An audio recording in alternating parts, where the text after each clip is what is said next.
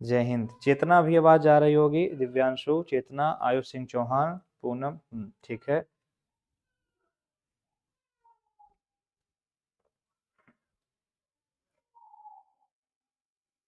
हाँ, अभी वॉइस जा रही होगी। Now it should be. तो मैं जिन चीजों की तरफ आपको सबसे पहले ले जाना चाहूंगा, आज आपको वहां जाना होगा। खुश रहिए। तो मैं जिन चीज खुश रहिए तो मैं जिन चीजों की तरफ आपको सबसे पहले ले जाना चाहूंगा वो चीजें यहाँ से हैं कि किस तरह से हम लोग सेंटेंस को फ्रेम कर रहे थे मॉडल के फॉर्म में। और मैं आपको जो पढ़ा रहा हूँ आजकल वो पढ़ा रहा हूँ आपको मॉडल ऑक्सिलरीज। और मॉडल का इंट्रोडक्शन मतलब पार्ट 1 हम लोग कर चुके हैं। आज की क्लास में हम लोग मॉडल का पार्ट 2 करने वाले हैं। तो आज की वीडियो में हम लोग डिस्कस करेंगे मॉडल का दूसरा पार्ट, यानी मॉडल का पार्ट 2 आज हम लोग डिस्कस करेंगे। और मैं आपको बता दूं, अभी मैं मॉडल के उन कॉन्सेप्ट को पढ़ा रहा हूं जो कॉन्सेप्ट हमने ऑफलाइन बैचेस में पढ़ाए हैं। इसके बाद मॉडल के हम कुछ एडवांस कॉन्सेप्ट की तरफ भी आपको लेकर के जाएंगे। जैसे मेरा एक स्टूडेंट है, मेरे भाई जैसा है, अविरल प्रताप सिंह। तो अविरल प्रताप जी सीडीएस की तैयारी करते थे, तो उन्होंने पूरी चीजों को प्रॉपर एक नोट्स बनाया था जब मैं ऑफलाइन बैच में कभी विमेक पढ़ाया करता था। तो अभी तो कुछ चीजें उसके थ्रू मैं लेकर के चलूंगा, बाद में कुछ इसको और ज्यादा स्पेशल डिटेल में भी करूंगा। मेरा फोन चूंकि चार्जिंग में है, तो इसलिए मैं आवाज़ शायद आप लोगों की नहीं सुन पा रहा हूँ। खैर, इससे इस दिक्कत भी कोई नहीं है। आइए कुछ सेंटेंस लिखते हैं और कुछ सेंटेंसेस पर हम लोग बात करते हैं। सेंटेंस है,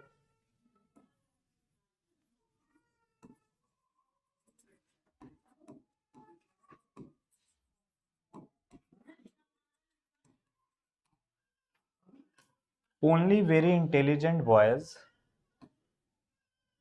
में में परफॉर्म ऑन द स्टेज, या में सॉल्व इट। चलो ये बताओ, इस सेंटेंस में कोई गलती है क्या?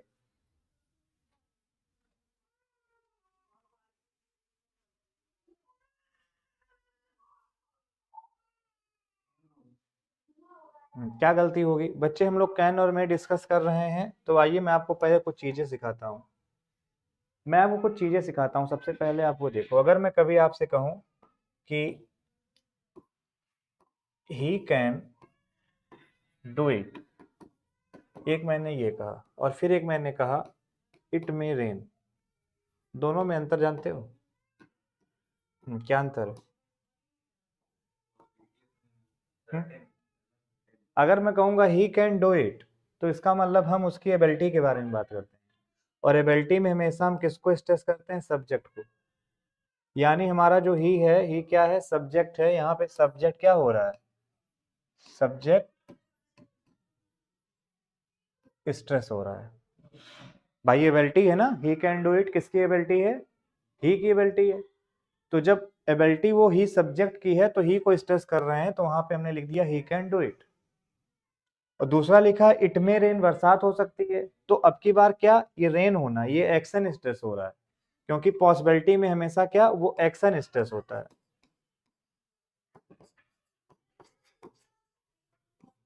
पॉसिबिलिटी में हमेशा वो एक्शन स्ट्रेस होता है। पहले बताओ ये बात समझ पाए या नहीं समझ पाए? जब कभी हम लोग एबिलिटी लिखते हैं तो एबिलिटी में हमेशा क्या होता है, वो सब्जेक्ट स्ट्रेस होता है। और जब कभी हम लोग पॉसिबिलिटी लिखते हैं तो पॉसिबिलिटी में वो एक्शन स्ट्रेस होता है। जब ये बात समझ में आ जाए तो अपना सेंटेंस देखो। सेंटेंस में लिखा ओनली वेरी इंटेलिजेंट बॉयज। अब ये जो ओनली होता है ना, ये जिसके साथ लिखा जाता है उसी को स्ट्रेस कर देता है। अब ओनली लिखा गया है वेरी इंटेलिजेंट बॉयज के साथ, तो ओनली ने कुछ नहीं किया, वेरी इंटेलिजेंट बॉयज को क्या कर दिया? स्ट्रेस कर दिया।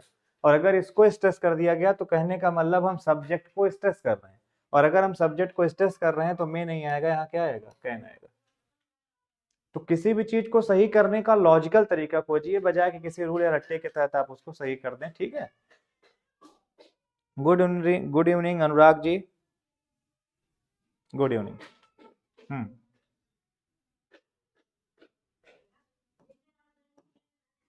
ओनली है, सच है, क्वाइट है, रादर है। ठीक है, ये शब्द याद रखने चाहिए। मेयरली है, बस ये कुछ शब्द हैं, याद कर लो।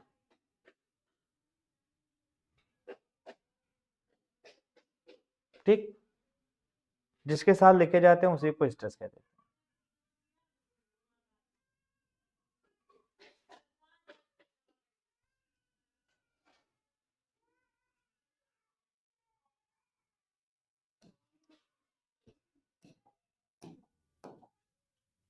देखो एक चीज समझना,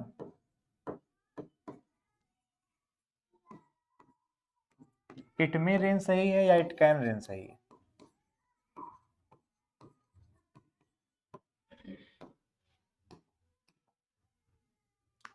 बहुत हंसते हुए उत्तर दोगे सर ये गलत हो गया, ये सही हो गया, क्योंकि बरसात होना एक पॉसिबिलिटी है और पॉसिबिलिटी में कैन नहीं आता है। लेकिन अगर हम इसका निगेटिव कहें तो हम ये तो लिख ही सकते हैं ना। अच्छा ये लिख सकते हैं, इट मस्ट रेन।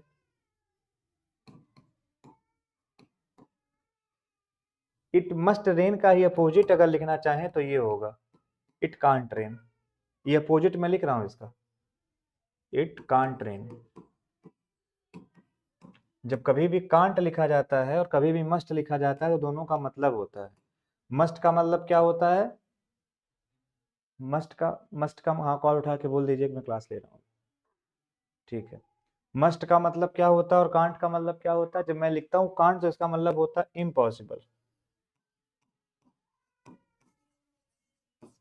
और मस्ट के अलग अलग फंक्शन है, कभी कंपल्सन बताता है, कभी नेसेसिटी बताता है, अभी वो डिस्कस करेंगे, कभी श्योरिटी बताता है, अभी वो डिस्कस कर लेंगे, परेशान मत होइए।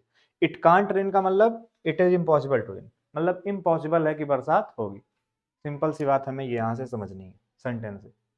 ये इम्पॉसिबल है, अगर हमें बताना हो ये चीज हो ही नहीं सकती, इम्पॉसिबल, सिंपल सा है, कांट लिखो।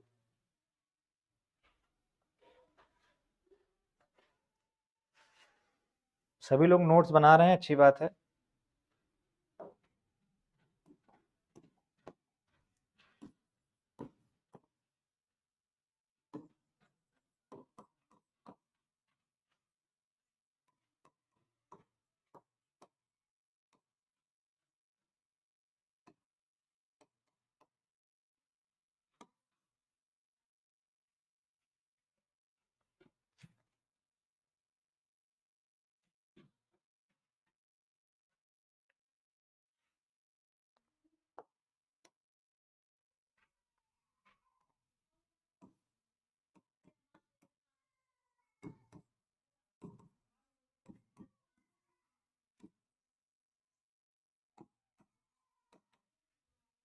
ही may not present in the class as I met him in market. ये आपके सामने सेंटेंस।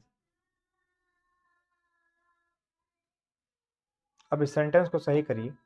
देखिए, अगर सेंटेंस यहां तक लिखा होता तो बिल्कुल ठीक था, लेकिन बाय डिफॉल्ट जो ये दे दिया गया ना, ये कॉन्टेक्स्ट दे दिया गया। मैं आपको बार बार कहता हूँ कॉन्टेक्स्ट पहचानिए। और इस कॉन्टेक्स्ट में क्या कह रहा है? As I met him in market. कह रहा हूँ क्लास में नहीं हो सकता क्योंकि मैं मार्केट में मिल चुका हूँ। जब उस आदमी से आप मार्केट में मिल चुके हो भाई, दो जगह है, एक जगह ये है, एक जगह ये है उसका क्लासरूम, ठीक, एक जगह ये है उसका क्लासरूम, ये उसका क्लासरूम है, ठीक, एक छोटी सी जगह ये है उसका क्लासरूम, ये है उसका क्लासरूम, और एक जगह है ये मार्केट, जहाँ खूब सारे पेड़ वगैरह लगे हुए हैं, ठीक है, ये मार्केट है, यहाँ से इस तरीके से रोड गई है। अब ये दो चीजें आपके सामने कह रहा है, कह रहा मैं उससे मिला इस जगह पर, मार्केट में, तो इस बात को लेकर के तो श्योर हो गए ना कि वो हो ही नहीं सकता जहां तुम इशारा कर रहे हो, क्लास में। क्लास में क्यों नहीं हो सकता? तो वजह बता दिया, as I met him in market, क्योंकि मैं उससे कहाँ मिल गया, एज मतलब बिकॉज, कहाँ मिल गया? मार्केट में। अब जब मार्केट में मिल गए तो वहां नहीं हो सकता, तो इस जगह पर तुमने श्योर कर दिया उसको, मतलब इम्पॉसिबल है कि वो क्लास में होगा। यहाँ में मत लिखो, यहाँ लिखो can not, can not present in the class as I met him in the market.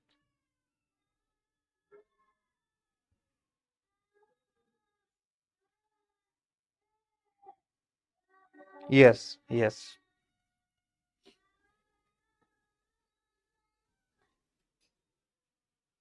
एक और बच्चों वाला लेवल देख लो सभी लोग, नहीं तो छूट जाता है ये बार बार।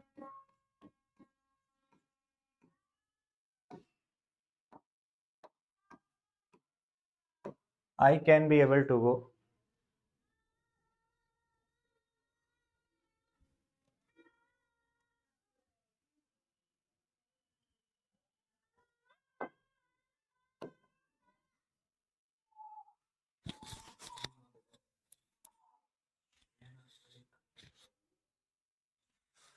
I can be able to go. अब ये सेंटेंस गलत है, बिल्कुल गलत है। ठीक है, फिर इसको सही कैसे करोगे? अब इसको ठीक करने का दो तरीका है, या तो ऐसे लिख दो आई कैन गो, या तो ऐसे लिख दो I am able to go. दोनों सही है, बट ये नहीं कह पाओगे। ठीक, ऐसे एक सेंटेंस और देख लो।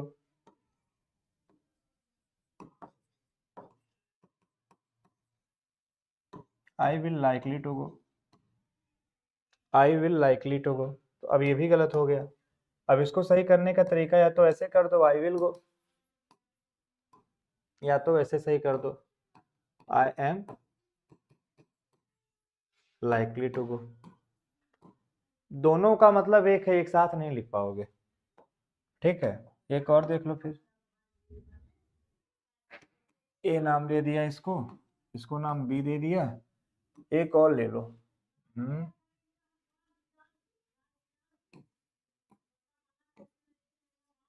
It may be possibly to rain. तो अब ये गलत हो गया, इसको ठीक ऐसे कर सकते हो, इट है ये, इसको ठीक ऐसे लिख सकते हो इट मे रेन, या it is possibly to rain. It is possibly to rain. ठीक, दोनों एक साथ नहीं लिख पाओगे। एक और देख लो फिर।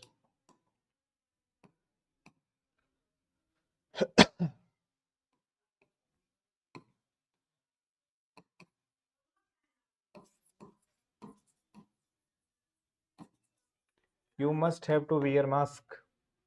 ठीक है, पढ़ने में ठीक लगता है बट गलत है। अच्छा, ये भी गलत था, ये भी गलत है। अब इसको ठीक, ये भी गलत था, ये सही है, ये सही है, ये सही है, इसको ठीक करने का तरीका। अब इसको ठीक करने के लिए बच्चे ऐसे कर दो, एक तरीका तो यही है, यू मस्ट वियर मास्क, और दूसरा तरीका ये है, you have to wear mask, a mask.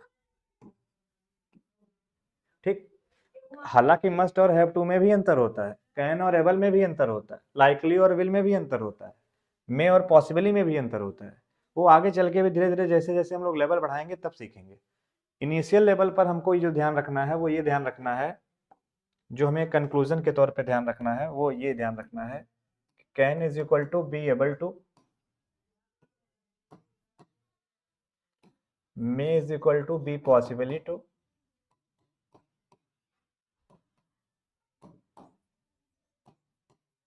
और क्या था आपका, एक विल था, will is equal to be likely to, और एक था आपके सामने must, must is equal to have to, has to have to, सभी आएगा। ये इन नटसल आपको याद रखना होता है, मतलब हमेशा के लिए नहीं, इन नटसल आपको याद रखना है कि दोनों को साथ नहीं यूज करना है। बाकी दोनों में भी बहुत अंतर होता है, समय आने पर अभी आपको बताया जाएगा। ठीक है।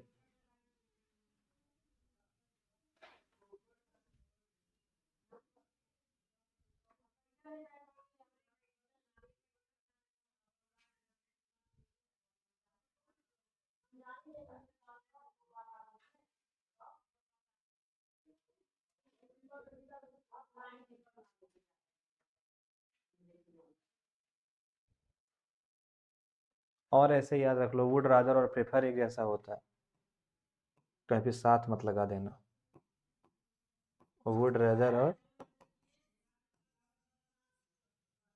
प्रेफर, इनको भी एक साथ मत लिख देना।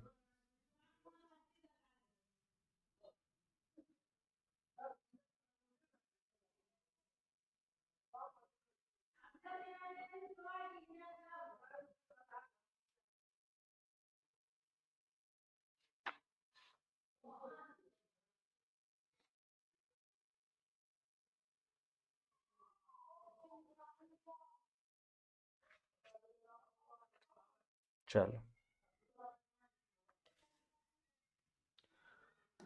जब ये हो जाए तो आना कुछ सेंटेंस और देख लो।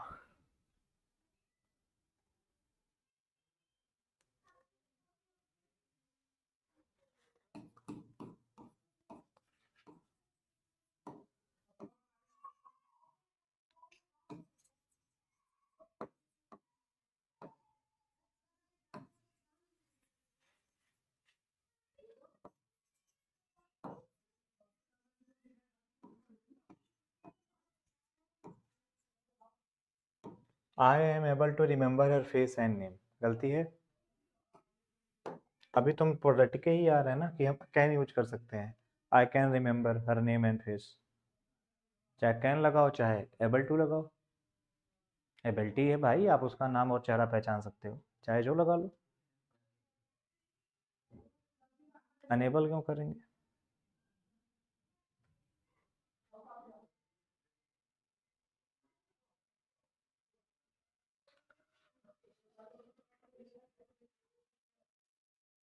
कोई आंसर नहीं इधर से, इधर से भी कोई आंसर नहीं। चलो देखो, हालांकि ये सेंटेंस गलत है, ये सही होगा। I can remember her face and name, ये सही है वो गलत है। अब कोई पूछे क्यों हुआ, वजह जानो।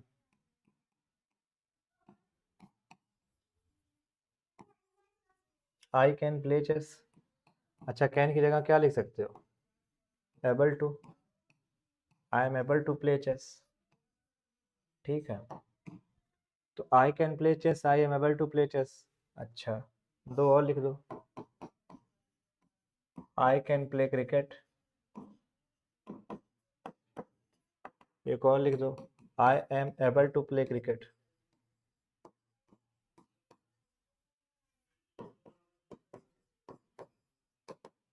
तो अब थोड़ा सा इन बातों को समझना है ना, नहीं समझोगे तो दिक्कत होगी। ये सही है, ये गलत है। अच्छा, यहाँ ये भी सही है, ये भी सही है। अब ऐसा क्यों हुआ? अभी किताबें क्या रटा रही हैं? किताबें तो एक ही चीज रटाने में व्यस्त है ना, कि कैन और एबल एक ही जैसे होते हैं, चाहे जहाँ यूज कर लो। तो अगर कैन एबल एक जैसे होते हैं तो यहाँ तो बात समझ में आती है कि कैन की जगह पे एम एबल टू लगाया है, यानी बी एबल टू लगाया है। यहाँ ऐसा क्या हो गया कि दिल लगी टूट गई, हुआ क्या ऐसा? इसीलिए हमेशा ऑथेंटिक बुक्स पढ़ो, फॉरेन राइटर्स को पढ़ो, बार बार कह रहा हूँ। कैन जो होता है वो फिजिकल और मेंटल दोनों स्टेट के बारे में बात करता है, लेकिन जो बी के साथ उसकी जगह पे आप एबल टू यूज करते हो, ये केवल और केवल फिजिकल स्टेट के बारे में बात करता है, मेंटल स्टेट के बारे में बात नहीं करता। तो कैन बाप है, बाप बाप होता है, चाहे जहाँ लगा दो, चाहे फिजिकल में लगा दो चाहे मेंटल में लगा दो, लेकिन बी एबल टू केवल और केवल फिजिकल में लगा पाओगे, मेंटल में कभी नहीं लगा पाओगे। बात समझना, चेस खेलना तुम्हारी मेंटल एबिलिटी है, तो केवल कैन ही आएगा, एबल कभी नहीं आएगा। लेकिन क्रिकेट खेलना तुम्हारी फिजिकल एक्टिविटी है, तो चाहे कैन तो आ ही सकता है, हाँ एबल भी आ सकता है। किसी को रिमेम्बर करना ये तुम्हारी मेंटल अप्रोच है, फिजिकल नहीं। तो मेंटल अप्रोच है रिमेम्बर करना, रिकॉल करना, इसलिए वहाँ कैन सही होगा, एबल टू कभी सही नहीं होगा। ये बातें सीखने की हैं, ये बातें समझने की हैं।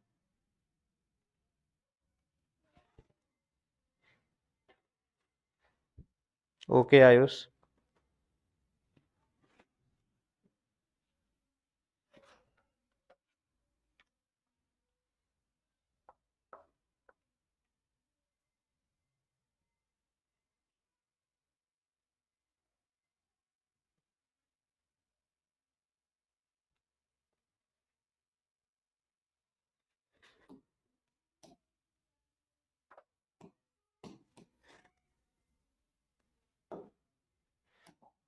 एक क्वेश्चन देखो,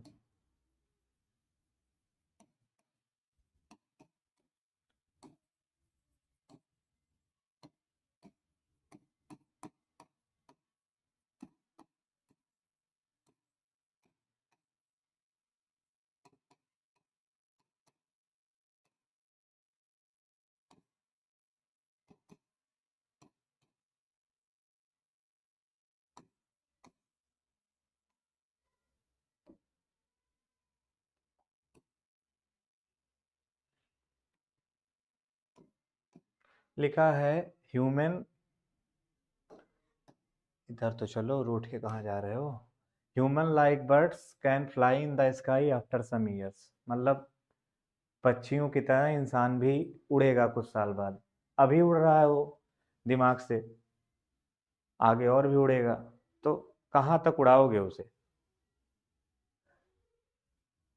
बेचारा जीव फड़फड़ाता गया, फड़फड़ाता गया। हम्म, उड़ाओ।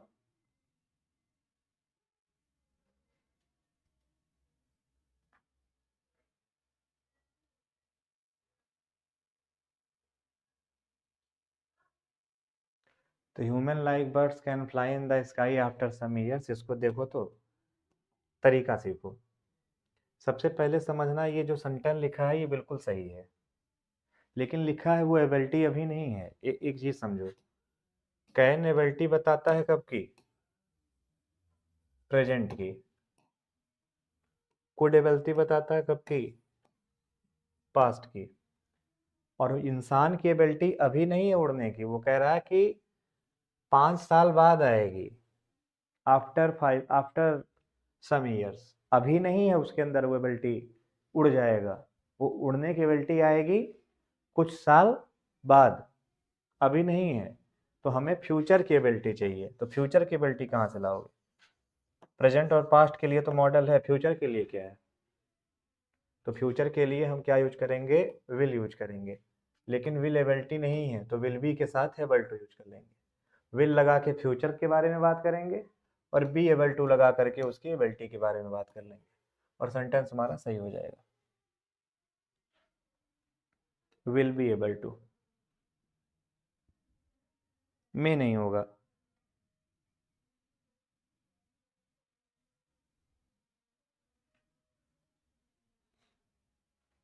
चलो भाई।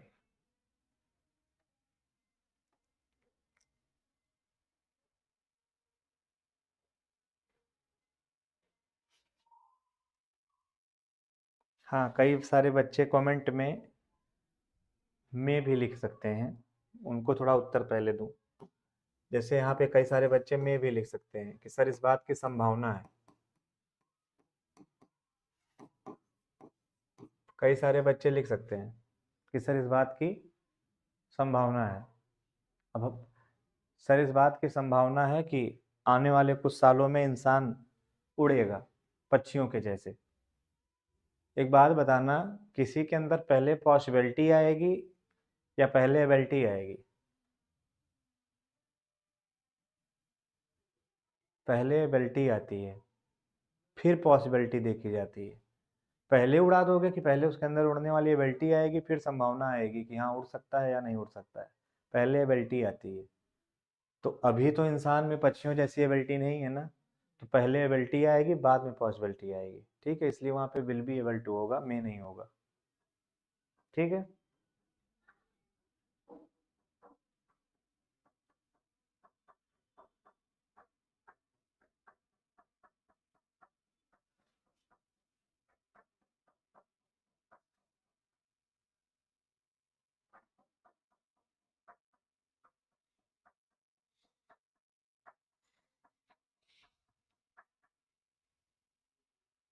चलो, यहां तक समझ में आ गया।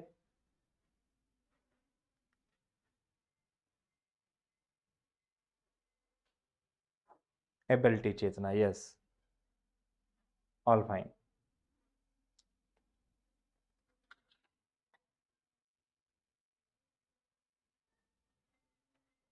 चलो, एक सेंटेंस देखो।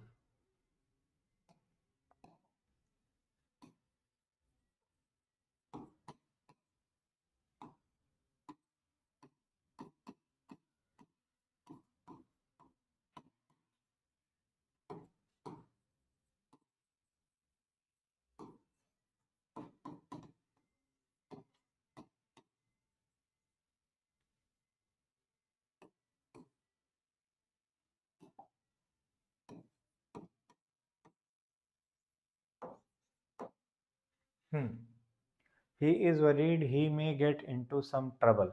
गलती बताओ।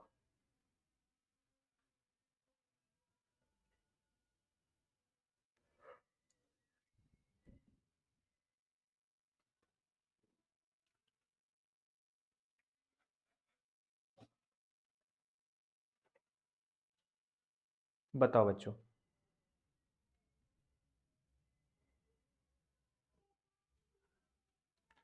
ही is worried he may get into some trouble.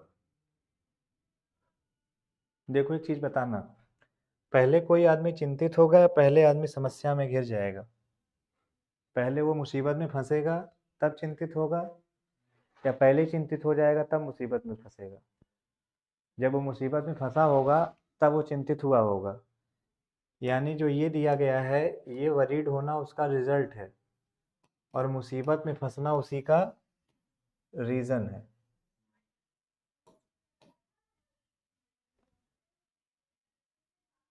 अगर कभी भी रीजन और रिजल्ट में देखा जाए तो पहले रीजन आएगा या पहले रिजल्ट हो जाएगा?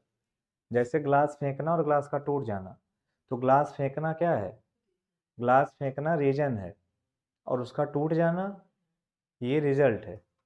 तो पहले फेंका फिर टूटा, पहले रीजन फिर रिजल्ट। तो जब कभी भी हम लोग रीजन की बात करते हैं तो हमेशा मॉडल का परफेक्ट फॉर्म यूज करते हैं, यानी मॉडल हैव V3 यूज करते हैं, परफेक्ट फॉर्म। इसको परफेक्ट फॉर्म कहते हैं। परफेक्ट फॉर्म कब आती है? जब एक्शन मेन वर्ब के पहले का हो। कोई कहे माइट भी तो कर सकते हैं, पास्ट बना दें। प्रेजेंट से पास्ट का कोई रिलेशन बना पाओगे?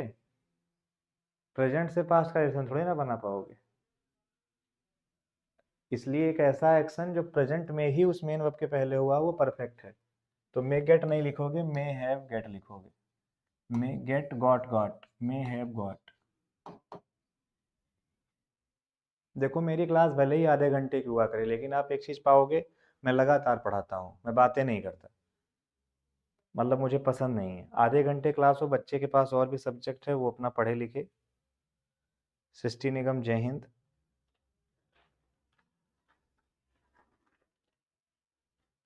प्रॉपर मैं जितना पढ़ा रहा हूँ उसके नोट्स बनाते रहिए। अभी मैं खुद ही बहुत सारे नोट्स प्रिपेयर कर रहा हूँ, इधर मेरी तबीयत नहीं ठीक है तो मैं नोट्स नहीं अपने बना पा रहा हूँ। मैं नहीं तो खुद बहुत ज़्यादा रिसर्च नोट बना करके आप लोगों को पढ़ाऊँगा।